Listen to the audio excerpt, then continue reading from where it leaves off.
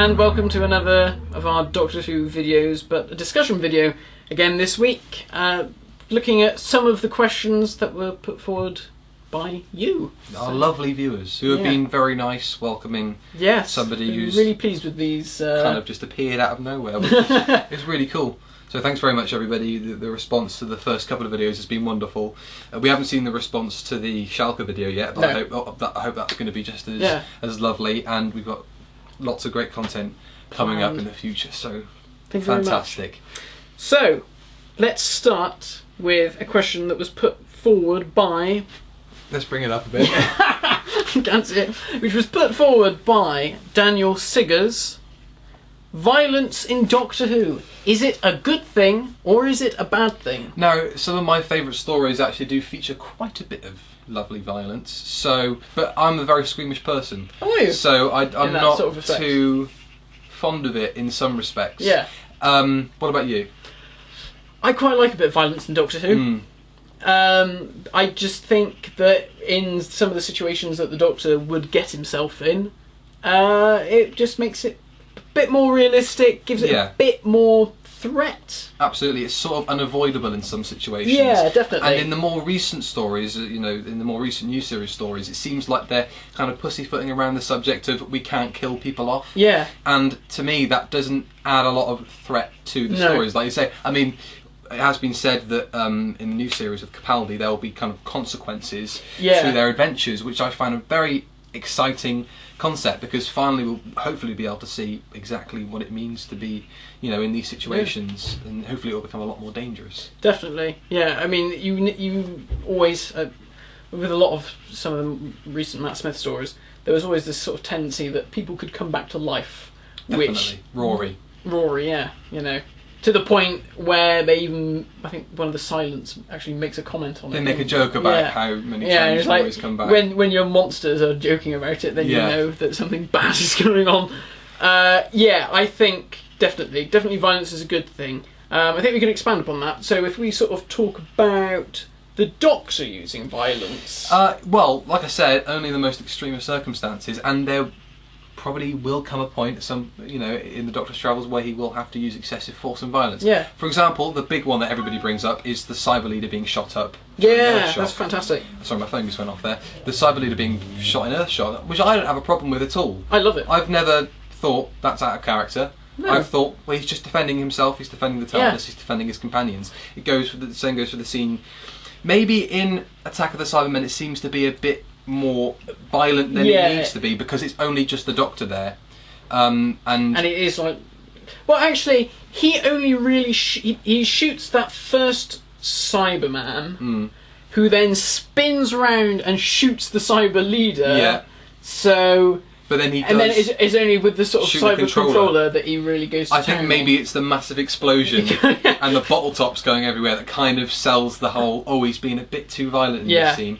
I mean, I'll be honest, I don't mind it. I like it if the Doctor's violent, for the same reason as you sort of said, when the chips are down, you're going to need to be violent, I guess, When you see a monster use violence, is that a slightly different concept? Because again, talking about Attack of the Cybermen, there is that famous Lytton scene where his hands are crushed, which I think is brilliant. I think I really like it as well. Scene.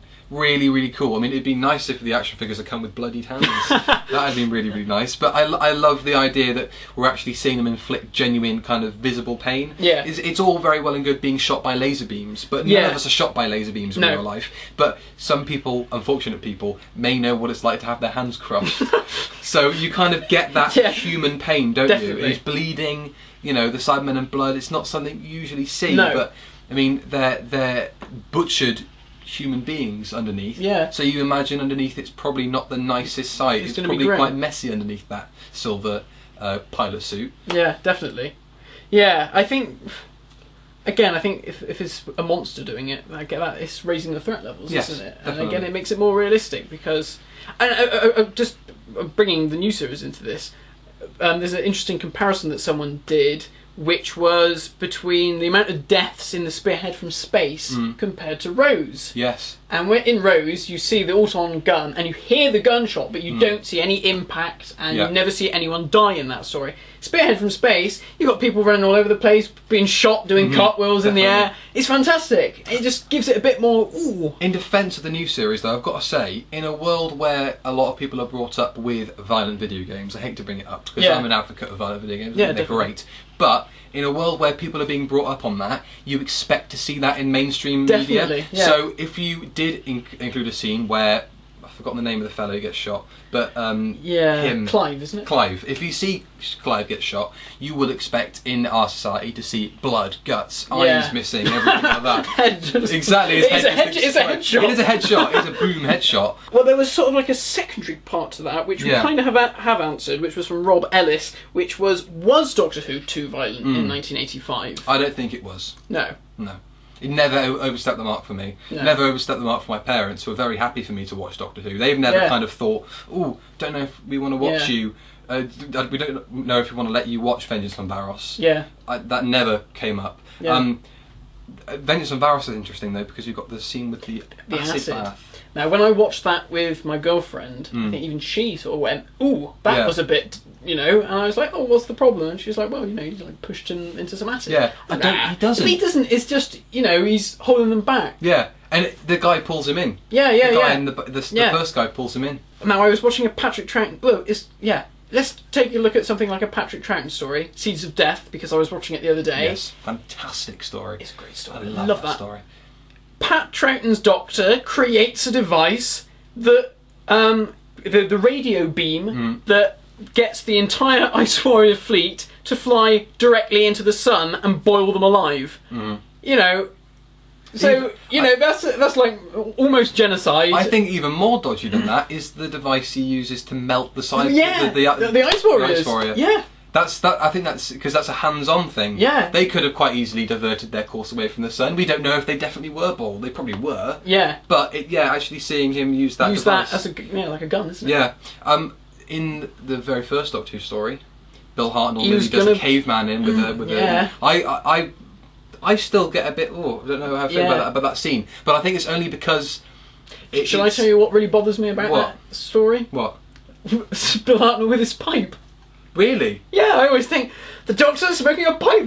Yeah, I suppose. Yeah, I felt a bit watching Scream earlier, Scream with the Shalka, and he has some booze.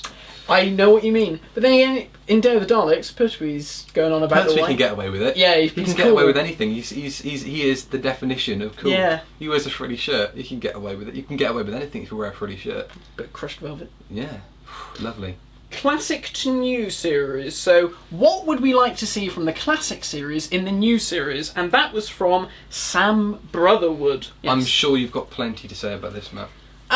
Right. Well, classic to the new series. Well, we did briefly discuss this, didn't we, as we were going through the questions. One of the key ones was cliffhangers. Cliffhangers. The fact that there are no cliffhangers in Doctor Who is a dreadful shame. I know you get the little prologue at the beginning, but that's not the same as a proper cliffhanger that you have to wait an entire week to find out.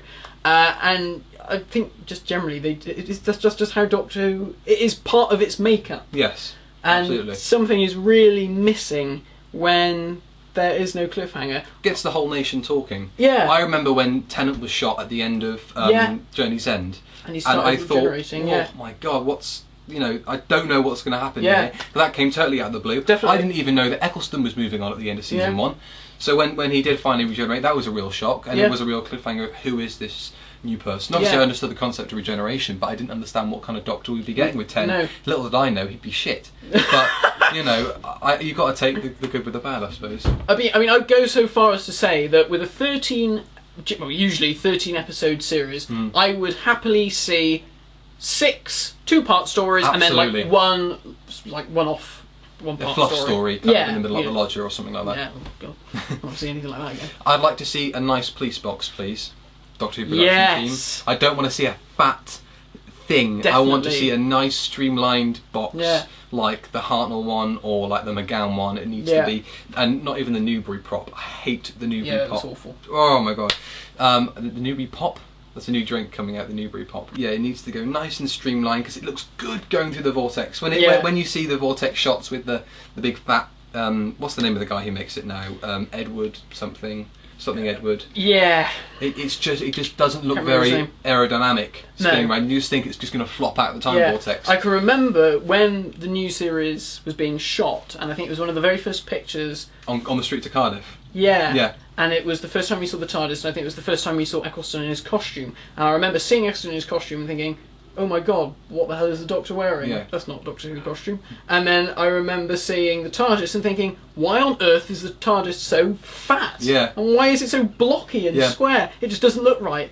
I think they have slimmed it down since then, but it still doesn't look I think quite it's taller. right. I think it's taller, the Matt Smith box. I don't know if that's because they've added an extra plinth to the bottom part, or if the roof, I think the roof has been stacked slightly higher. Yeah. I think it's slightly and I narrower. Think the lamp the lamp is much bigger, yeah. Roundels, proper roundels in the TARDIS. I love the current console room. If I was going to travel in time and space, I'd have the McGann one, but that's beside the point. Yeah. Or maybe the abandoned floating console one that Silver's That's really supposed cool, to have. the McCoy one. Yeah. But I do like the current console room. I think it's the best the new series has had so far. Not that awful copper one that we had for the first lot of Matt Smith stories.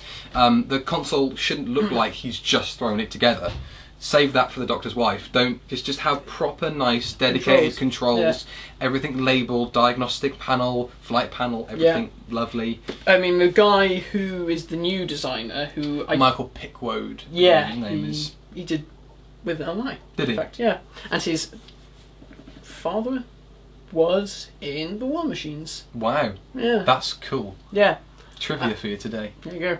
And he said when he was asked to do the TARDIS, or when he was talking to Stephen Moffat about it, I think they basically sat down and said, you need to remember that this is actually a spaceship at the end of the day, and it is a spaceship, because, well, look in the Hartnell era. Yeah. I used to love that, in the Hartnell era, they call it the ship, not the TARDIS. Yeah. I like that. It makes it feel like it's an entity of its own, or it's owned by the Doctor.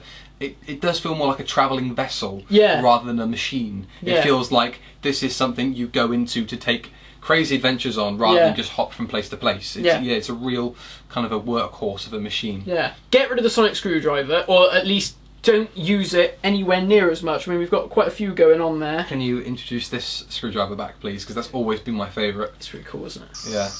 Wrong sounds, but you can get them with new sounds. I think we've got a lot of them. Can you not... Matt Smith's not doing it anymore, so that's fine. Yeah. But if Matt Smith ever comes back, can you stop going like that? Yeah. Because he acts like it's a toy. Well, this is a toy. Yeah. But also... It's very phallic, don't you think? Yeah, it is. What's that? Why was that never featured in the programme? Yeah, I don't know if that was because that's just a toy thing, or... But I'd imagine it would actually have been in the show. Yeah. Very weird. Anyway, yes, less of pointing. They're not water pistols or whatever. Yeah. What's his face said. Very strange. It's almost like, with these prongs, I've never really thought about this, it's more like the Master's TCE than it is the sonic screwdriver. The sonic screwdriver, it's nice, but when it can repel psychic attacks. Yeah, like in the Rings of Akaten. Yeah. It shouldn't do that. It's meant to put up wardrobes. You don't... Oh. And there was one thing that really bugged me in Day of the Doctor, which was when, I'm sure it looks nice as a scene, but it makes no sense, which is all the Doctors, I say all the Doctors, 3 of the Doctors, use it against the Dalek, and the Dalek flies off. So what's going on? What's it actually doing? Even Hurt says, don't point your sonic screwdrivers like that. And even in that scene, he's pointing it like that. Yeah.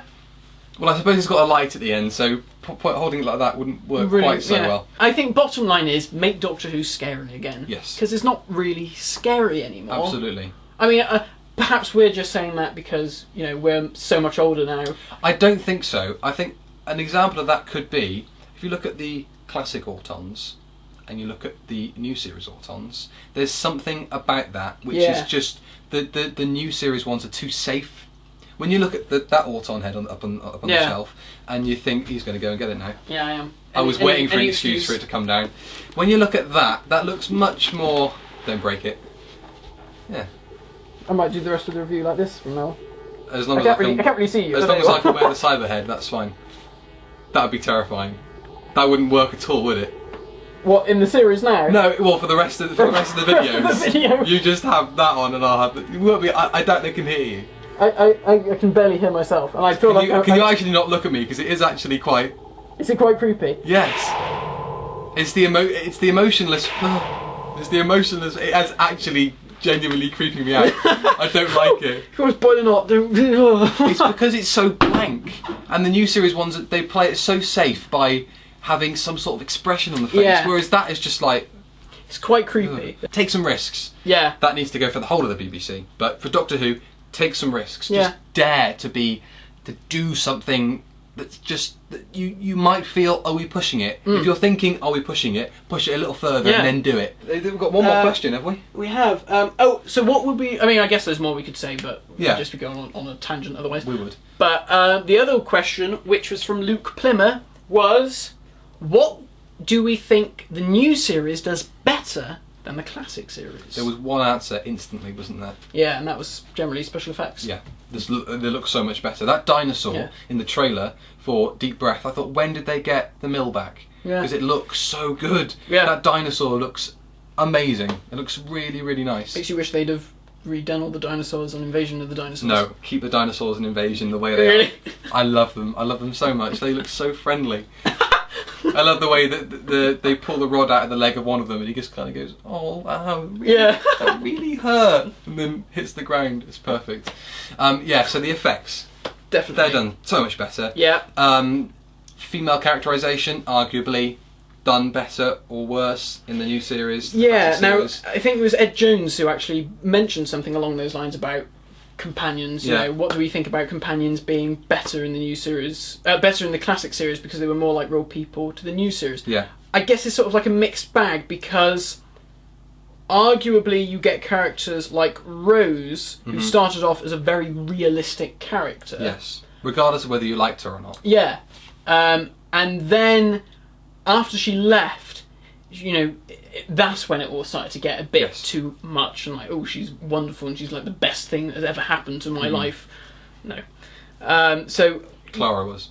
Yeah, Clara was. I love Clara. I love Clara. People who say Clara's rubbish, what is wrong with you? Yeah. I would much rather have her than Amy Pond. Yes. Amy Pond is such an irritating cow of a character. I would rather have Clara than Rose.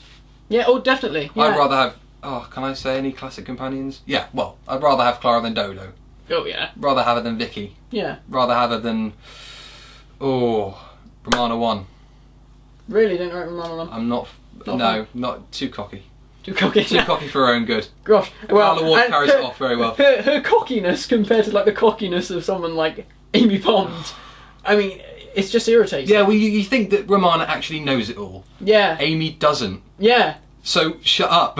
Stop. You wanted the Doctor to just turn around and say, you are just a simple-minded human with no brain cells. You don't know what this tap does on the console. Shut up. And you are basically a stripper. Yeah, effectively. You are a stripper. So shut your face and just do as I tell you. Yeah. So what other new to classic things? Anything else? So we sort of talked about the companions. We talked about the special effects. I can't think of anything else really. As nice as it is having all these big budgets, the thing that was good about having no budget was that they had to really think outside the box. Yes. And it allowed a lot more creativity. Mm-hmm.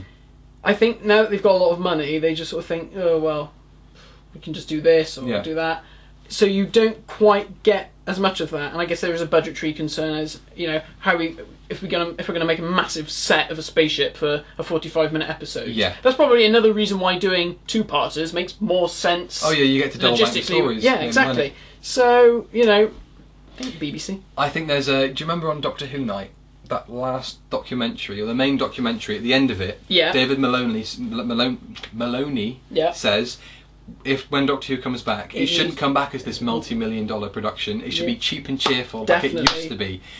And that is so right. Yeah, it's bang on. Yeah. Although I still see some American fans, or I say American fans, American people who don't really like Doctor Who, a lot of them still say, it looks so cheap, it looks so bad, it looks so crap. It's because they've got 26 episodes per series, yeah. So they can make their money back on that set straight away. But so they can invest in a massive set. They can invest Definitely. on the Star Trek bridge. Yeah. We can't, because our money comes from the taxpayer. So we can't afford. We can only afford a new console room every 3 or 4 years. Definitely. And we can only afford to have a new load of Daleks every how long? 5 years for the Paradigm Daleks to turn Definitely. up. And there are still there are Daleks up and down the country. You know, I went to BBC Birmingham, and I was walking around the foyer, and I looked. There was a Dalek there, and I was speaking to the guy who was working there. He said, "Yeah, occasionally we have to come and take it away." Oh, but they have to use it on the programme because they don't have any of them in storage. There's one Dalek in storage in Cardiff, and they have to loan everything from the Doctor Who experience. Yeah. All the Tennant stuff in the TARDIS was filmed at the Doctor Who experience because they couldn't move the TARDIS console from the experience to the studios, because it was a massive set that just it was a permanent thing pretty much. Just on that, out of interest for anyone who didn't read Doctor Who magazine this month, it was an interview with Mr. Pickwood, as you said his name was. He talked about how they made the John Hurt TARDIS. Yeah. Originally, it was going to be the 80s console room, which wouldn't have really made any sense. No. So I'm glad they did what they did, because that made more of a link. Even so, it would have been nice to have seen. I would have loved to have seen an HD. Yeah, it would have been amazing. It would have been nice to have seen a middle point between McGann and Eccleston, because you kind of see that, but then McGann never had the roundels. No. Well, he sort of has roundels in the girders. He does, but he doesn't have the proper like, lit up roundels. It's just you know, it's the Edwardian kind of thing. So it's probably why we never see inside the TARDIS in Night of the Doctor. Yes, it is. Yeah. Well, also because they film that in one day. That is I true. Can't believe that they filmed the whole thing in one day. Well, do you think we efficiently answered those questions? Yeah, I think so. I think we've got some pretty clear stuff down there. Yeah, excellent. Well, what's next on the agenda, Matt? Well, next we're going to be looking at Ghostlight. Spooky. Yeah. Followed by a discussion on the Wilderness Years. Yes. Because Billy and I both grew up during the Wilderness Years. And strangely, in similar and dissimilar circumstances. Yeah, quite weird. Yeah, because... Really quite strange. Well, we'll talk about it during the video, but you grew up in very similar circumstances, but you had a sibling to bring you up on it. Yeah. I didn't. Yeah. But still, there were some very similar things that happened during our upbringing that kind of led to our affections for Doctor Who during the Wilderness Years. We can talk about BBV, we can talk about the audio dramas, we can talk about half-assed comic book attempts, we can talk about everything under the sun. So if you have any questions about the Wilderness Years you might like to put to us, might be able to get around to them during that video. Definitely. And any questions for future discussion videos. That would be great. That would be really, really useful, because we've got lots of really great suggestions, but we want some varied, interesting questions about the heavy mythos. topics. Heavy topics that we can rattle through, and we'll discuss at length. Yeah, it'd be brilliant. Anyway, that's the end of that video. Yep, thank you very much for watching. Hope you enjoyed it, and we shall see you next time for Ghostlight. Spooky.